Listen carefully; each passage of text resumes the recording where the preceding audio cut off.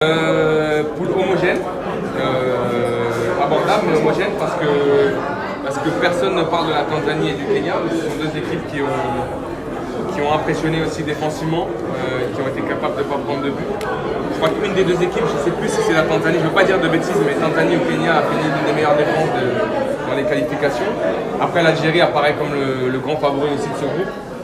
L'avantage, c'est de voir le Sénégal jouer l'Algérie au match 2.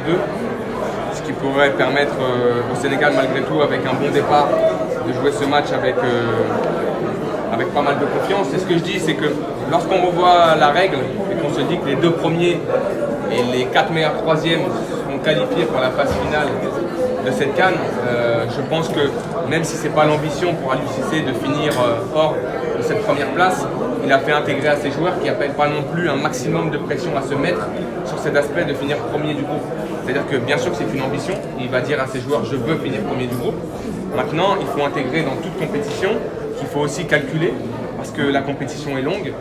C'est pas de vouloir impressionner en match de poule et puis dès que vous arrivez en phase finale, vous avez tout jeté, physiquement vous êtes moins bien.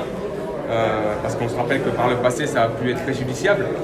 Il faut bien gérer ce premier match. Moi, je pense que les premiers matchs sont très importants dans une compétition. Rappelez-vous à la Coupe du Monde, où après ce premier match, tout le monde était très confiant parce que Sénégal avait bien négocié ce tournant-là.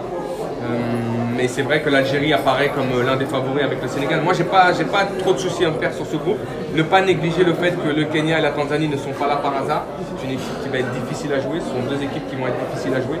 Je vous avoue que je ne les connais pas sur le bout des doigts, mais ce qui est sûr, c'est que s'ils sont là, c'est qu'ils le méritent. On a vu des nouvelles nations entrer justement dans cette compétition, peut-être grâce à ce nouveau système de 24 équipes.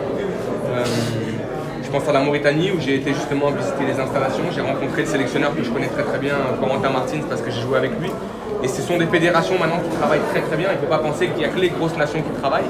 Toutes les petites nations, en tout cas entre guillemets, maintenant travaillent, investissent, recrutent, développent leur football. Et c'est pour ça aussi qu'on voit des nouvelles nations arriver à ce niveau-là. Il ne faudra pas être négligent du côté du Sénégal, pas penser que c'est déjà acquis.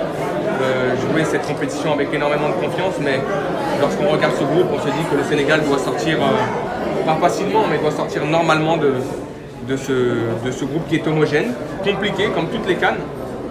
Rappelez-vous, nous en 2008, on avait des équipes qu'on pensait très abordables et on est sorti en phase de poule. Donc il faut toujours être vigilant, ne pas y aller avec un excès de confiance, mais y aller avec sérénité parce que cette équipe dégage depuis maintenant quelques années énormément de certitude. On a fini, je crois, avec 16 points la campagne de phase de poule, donc ça prouve que ça travaille bien, il y a de la qualité et il faut s'appuyer là-dessus.